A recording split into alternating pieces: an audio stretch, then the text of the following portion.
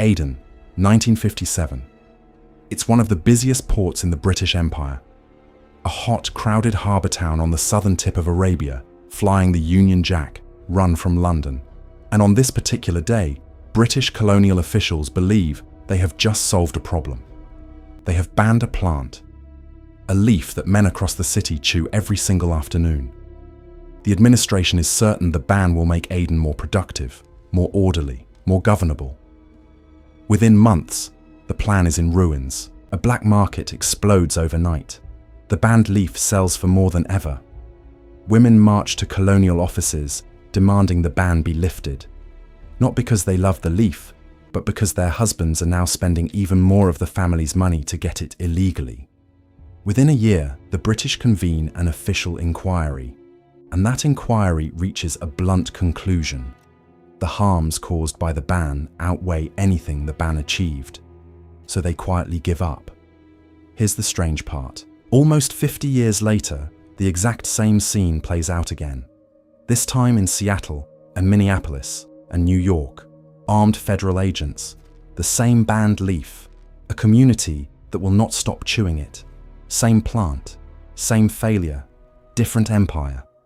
This is the story of the one drug that beat every government that ever tried to kill it, and it ends inside an American medicine cabinet, in a bottle you might already own. To understand why armed agents were ever kicking down doors over a shrub, you have to go back more than 700 years to a landscape most Americans have never pictured, the highlands of eastern Ethiopia around the ancient walled city of Harar. This is high country.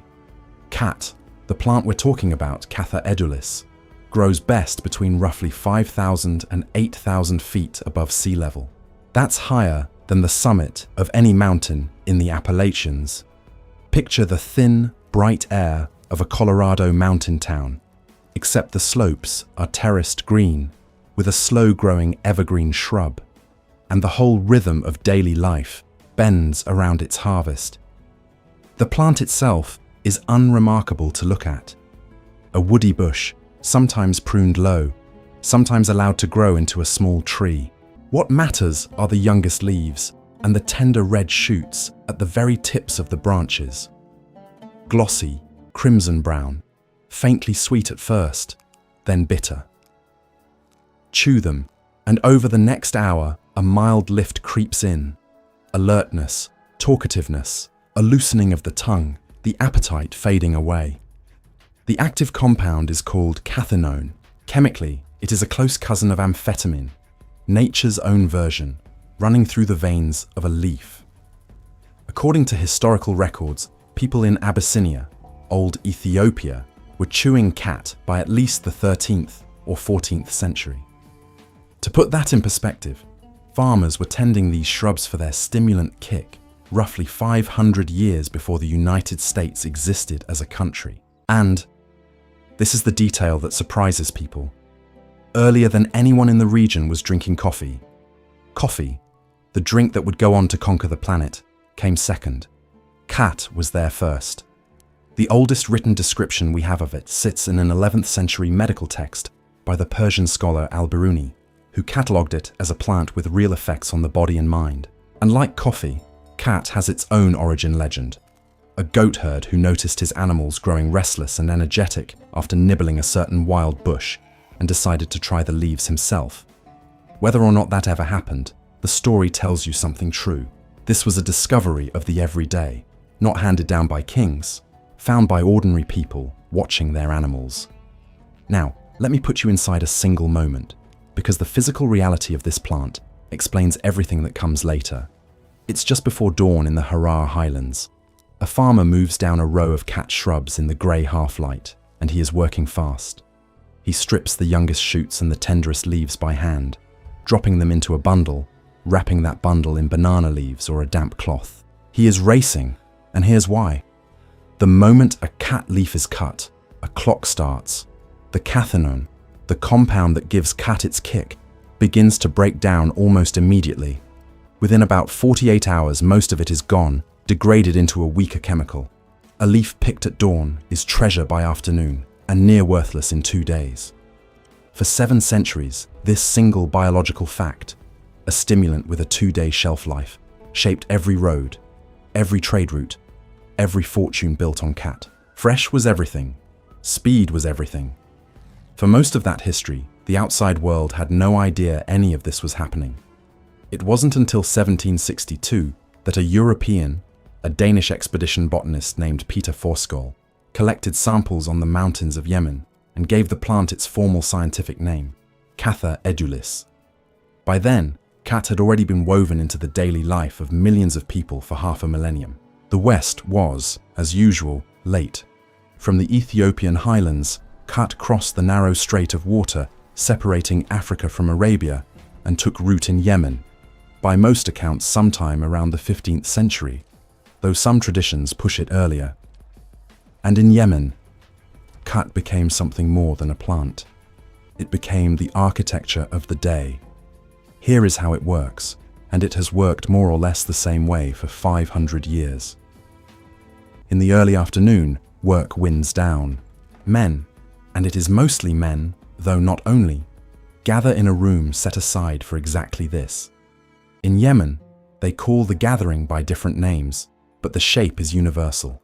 Cushions along the walls, windows open to the light, a bundle of fresh khat for each person. And then, for hours, they chew. Not swallowing, packing the softened leaves into one cheek, building up a green wad, letting the cathinone seep in slowly. As it takes hold, the room fills with talk, poetry, politics, business deals, gossip, marriage negotiations, the settling of disputes. The Khat session became the living room, the coffee shop, the town hall, and the negotiating table of an entire society, all at once. Think about the sheer scale of that. This isn't a fringe habit. In Yemen, by many estimates, something like 3/4 to 4/5 of adult men chew khat regularly, most of them every single day. Imagine if, every afternoon around 1 o'clock, most of the working-age men in America simply stopped what they were doing, gathered in back rooms, and settled in to chew and talk until sunset. That is not an exaggeration of Yemeni life. That is Yemeni life. To the people who grew it and chewed it, khat was never just a drug. Across the Horn of Africa and southern Arabia, it picked up names that tell you exactly how it was regarded. The flower of paradise, and remarkably, the leaf of Allah. In some communities, it carried a spiritual charge. Sufi mystics chewed it to stay awake through long nights of prayer and devotion, using the leaf to push the body aside so the spirit could keep going. This was sacred botany, a plant that helped you talk to God and to your neighbor. And because it was valuable and perishable and in constant daily demand, Khat quietly built an economy. Around the Ethiopian city of Harar, entire farming districts reorganized themselves around growing it and rushing it to market. A whole logistics chain, pickers, packers, runners, traders, existed for one purpose: move the leaf from the branch to the cheek before the clock ran out. For centuries, this system hummed along, local and self-contained, largely invisible to the wider world. And then the wider world showed up, carrying flags and rifles, and a firm conviction that it knew how other people ought to live. Before we go further, if you're new here, this channel covers the hidden histories behind the things that shape the world. Real stories, real numbers, no filler. New video every week.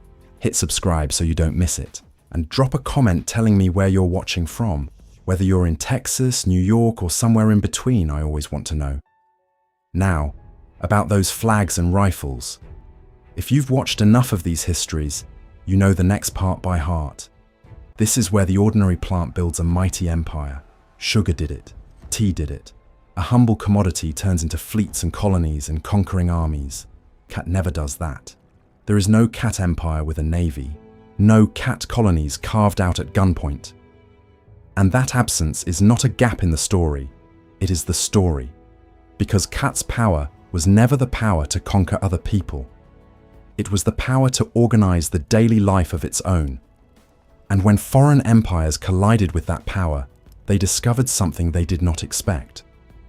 This quiet little leaf was almost impossible to govern.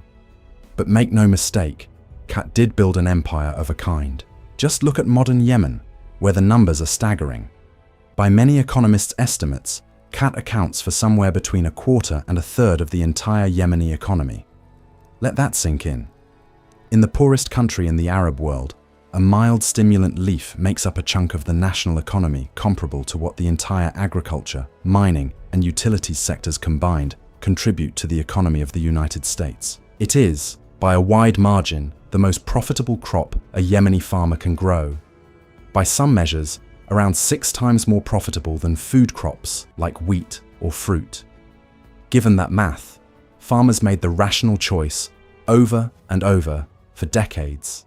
Tear out the food, plant the leaf. This is what an empire of the everyday looks like. Not palaces and thrones, 100,000 backrooms every afternoon, and a farm economy bent entirely toward filling them. An entire nation's clock and an entire nation's ledger set to the rhythm of the chew. And it wasn't only Yemen. Back across the water in Ethiopia, the historian Ezekiel Gebissa has documented how the region around the ancient city of Harar reorganized its entire agriculture around this one crop over the last century and a half. Food terraces converted to khat, whole districts wired into the rush to get the leaf to market fresh. Khat didn't just feed a habit there, it rebuilt the landscape. Move a little south and you find the same gravitational pull. In the Meru highlands of central Kenya, around a town called Mawa, farmers grow a prized variety the locals call mira. A khat so rich in that stimulant compound, it became the leaf of choice for chewers across the Horn, and eventually, in immigrant communities half a world away. Kenyan mira became a serious export business, flown out daily to feed demand in other countries. And the money involved is not small. Consider Somaliland, the breakaway region in the northern Horn of Africa, one of the poorest places on earth. By one estimate, Somaliland spends around $524 million a year importing khat from Ethiopia. In a tiny cash-strapped territory, that single leaf can eat up something on the order of 30% of the entire local economy, a share of GDP larger than what the whole US auto industry represents in America. Across the region, this quiet plant quietly moves fortunes, and that is precisely what alarmed the British. When Britain took control of the port of Aden in 1839 and later extended its reach across the Horn of Africa, colonial administrators looked at the khat habit and saw a threat to everything they cared about: productivity, order, tax revenue, and control. They watched money flow out of their territories to buy leaf grown in someone else's. They watched laborers stop for the afternoon session, and they began to ask a dangerous question. The same question governments would keep asking for the next century and a half. Could we just make it stop? The first crack in khat's quiet reign wasn't a rival crop or a market crash. It was an empire deciding for the first time to try to switch the whole thing off. Before we get to those bans, we have to be honest about the real cost of khat, because it's not the cost the empires thought they were fighting. The British worried khat made men lazy. But khat's genuine, documented catastrophe isn't laziness, it's water. Here's the reality in modern Yemen, and it is one of the slowest motion disasters on Earth. Yemen is one of the most water-scarce countries in the world, and khat is a thirsty crop grown in a place with almost nothing to spare. Depending on which study you read, khat cultivation consumes somewhere between 1/3 and 40% of all the water Yemen pulls out of the ground. Water drawn not from rivers, because Yemen has no permanent rivers, but from deep underground aquifers that took thousands of years to fill and are being drained in a single generation. Put a number on it that an American can feel. Researchers estimate that producing just one daily bundle of khat, one afternoon's chew for one person, can take on the order of 130 gallons of water. That's more than 2 full bathtubs, drained into the ground to grow a single day's supply of leaves for a single person, in a country where, in the capital city of Sana'a, residents in some neighborhoods have received piped water as rarely as once every 9 days. Let me put you at the source of it. It's the middle of the night in the highlands outside Sana'a. A diesel pump hammers away in the dark, and it has been running for hours, because the water table here has collapsed. A generation ago, a farmer could reach groundwater with a well 40 or 50 feet deep. Now the wells in these basins plunge down 1,200, sometimes more than 2,000 feet, chasing ancient water that will never be replaced. And the only crop valuable enough to justify the diesel, the drilling, and the depth is Khat. So the pump runs. The aquifer drops another inch, and the leaf that comes up will lose its value in 48 hours. The farmer is, quite literally, pumping the country's future out of the ground to grow a plant that spoils in 2 days. Hydrologists have warned for years that Sana'a could become one of the first capital cities in the world to essentially run out of water. It is a nation chewing itself dry. And the water is only half of it. There's a second drain, and it runs straight through the family budget. Because Khat isn't cheap, and it isn't optional once it's woven into daily life. It's a fresh purchase every single day. In household after household across Yemen, Somaliland and Djibouti, researchers have found families spending an enormous share of what little they have on the afternoon chew. In some studies, on the order of a quarter to a third of household income going to a leaf that's chewed and spat out by nightfall. Picture an American family earning the median income and handing over something like $15,000 or $20,000 a year, not for rent, not for the car, not for the kids' school, but for a stimulant that has to be rebought fresh tomorrow. In the poorest corners of the region, that's money not spent on food, on medicine, on a child's education. The leaf gets fed first. That's the true human cost. Not shackles, but a drained water table, a raided family budget, and a food supply pushed aside for a cash crop in the hungriest corner of the Arab world. Quick question, and I genuinely want your guess in the comments. How much Khat do you think gets smuggled into the United States in a single year? Into a country where it is a Schedule I controlled substance, sitting on the same legal list as heroin. Lock in a number. I'll give you the real answer before we're done. Because here's the turn. That leaf, grown in the highlands of Ethiopia and Yemen, watering itself with a nation's future. It didn't stay there. It followed people, and a lot of those people came to America. In 1991, the government of Somalia collapsed, and the country fell into a civil war that would kill hundreds of thousands and scatter millions. Refugees fled in every direction, to Kenya, to Ethiopia, and eventually, through refugee resettlement programs, to the United States.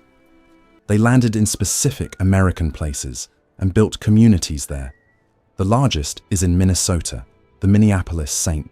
Paul area is home to the biggest Somali community in the country, with the Cedar Riverside neighborhood of Minneapolis so central to that life, it's nicknamed Little Mogadishu. There are major Somali and East African communities in Columbus, Ohio, in the Seattle area, in San Diego, and around Washington, D.C. The Census Bureau's most recent survey estimates roughly 260,000 people of Somali descent now live in the United States, alongside Ethiopian, Kenyan, and Yemeni communities, with their own deep ties to the leaf. And these communities brought their culture with them, including, for some, the afternoon chew, which put Khat on a collision course with American drug law. Here's the legal reality they walked into.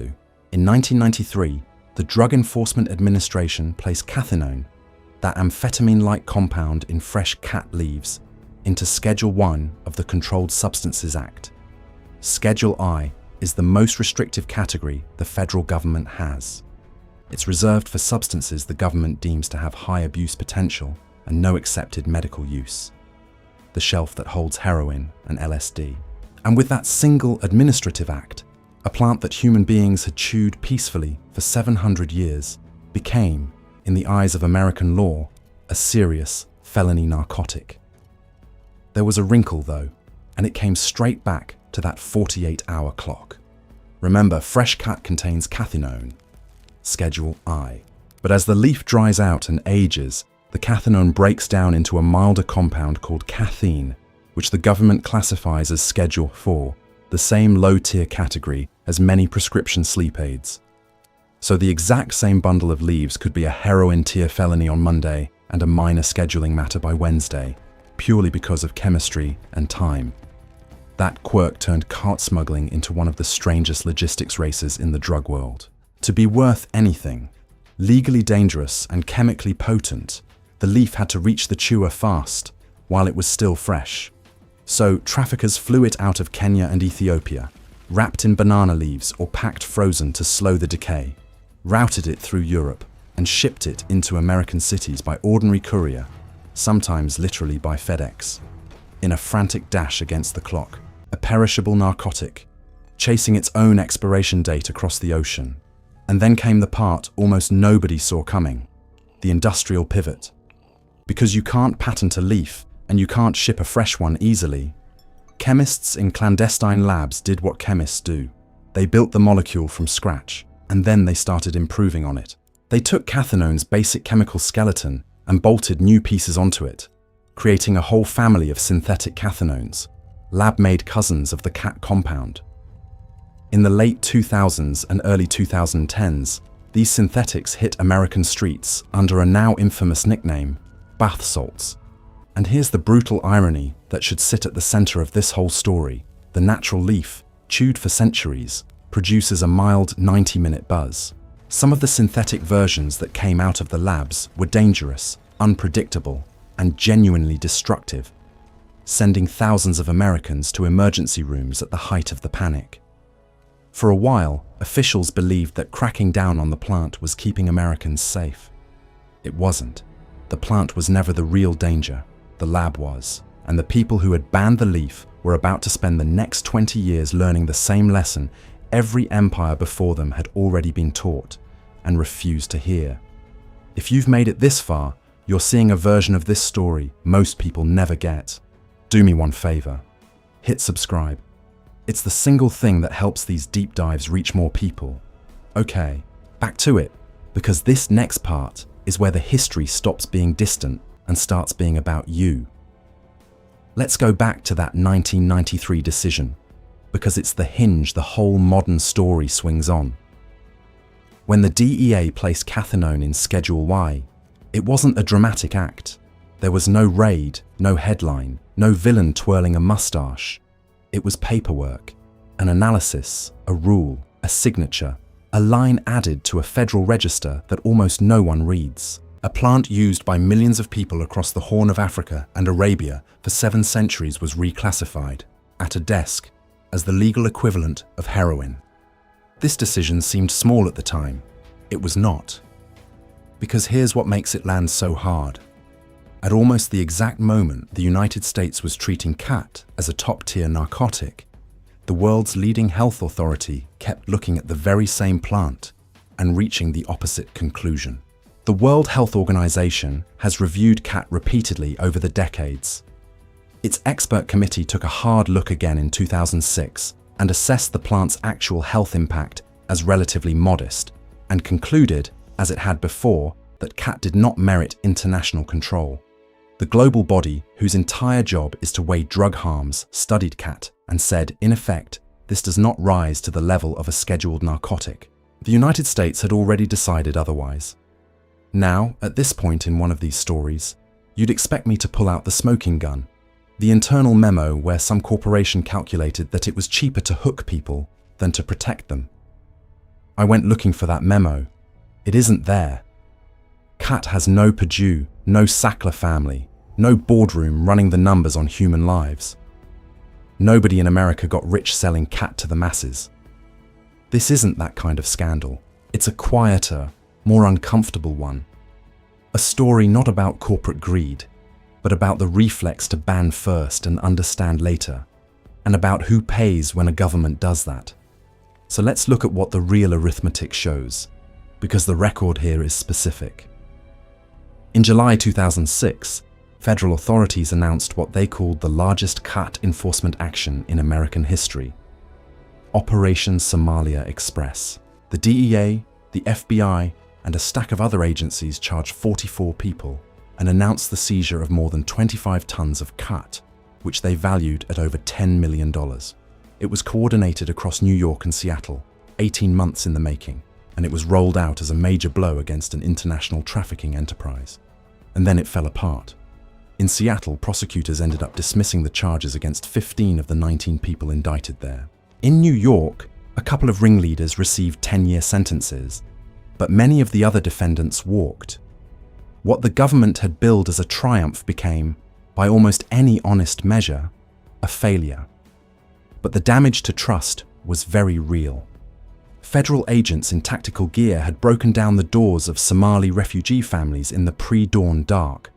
In one case, a household with 7 children, ranging from a 4-month-old to a teenager, jolted awake by armed men. Some of those families later sued, arguing the raids had violated their constitutional protections.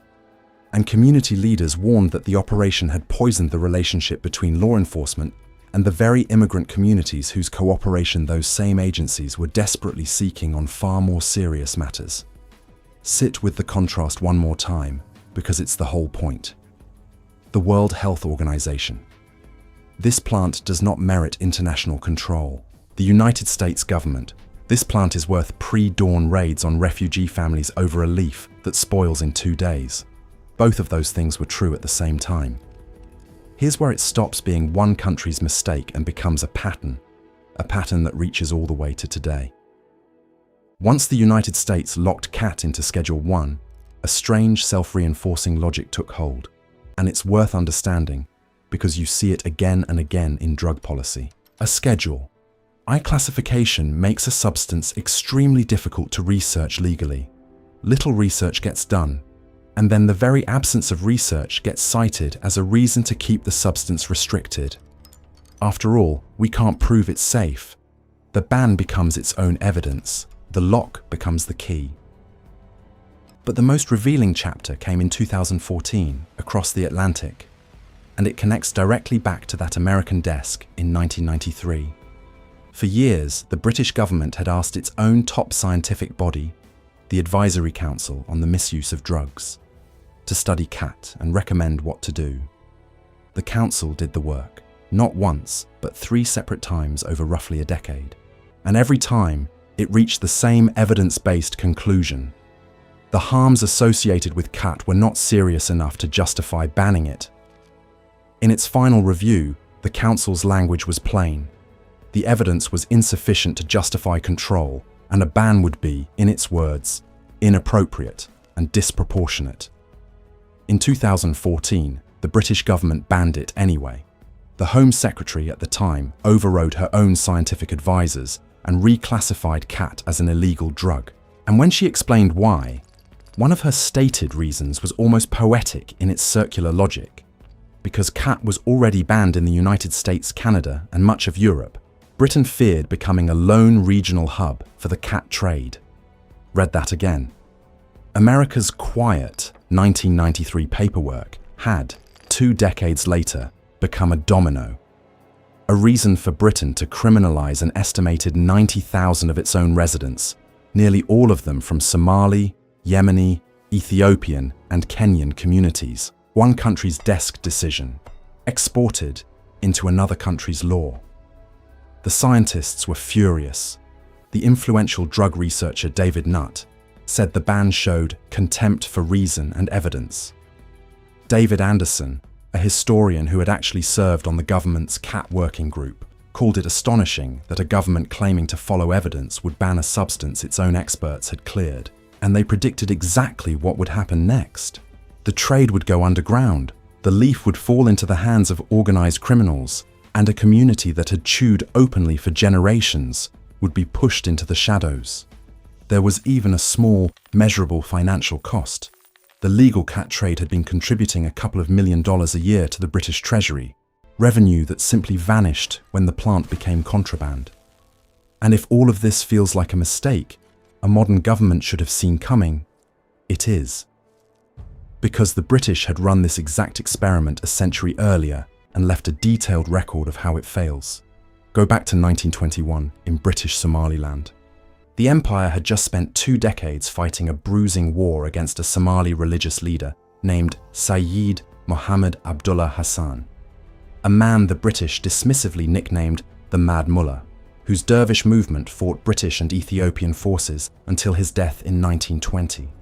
Rattled and victorious, the colonial administration moved to restrict Khat because officials had come to associate the afternoon chew with resistance and unrest. And here's the irony: history rarely mentions Hassan himself, as a strict religious reformer, had actually campaigned against the ritual use of Khat. The British ended up trying to suppress a leaf that their own dead enemy had also wanted gone, and all they accomplished was to hand Khat a new meaning. To keep chewing now was to defy the empire. The ban didn't kill the habit, it politicized it. They tried again in 1939. Same result. Then came Aden, 1957, where this whole story opened. When the British banned Khat in that vital port city, they were worried in part about money. Hard currency flowing out of the colony to buy leaf grown in Ethiopia and in the territory of the Yemeni imam. But the ban detonated. Prices soared on the new black market. Adini women organized against it, pointing out with devastating logic that their husbands were chewing just as much as ever, only now paying inflated illegal prices and neglecting the household to do it.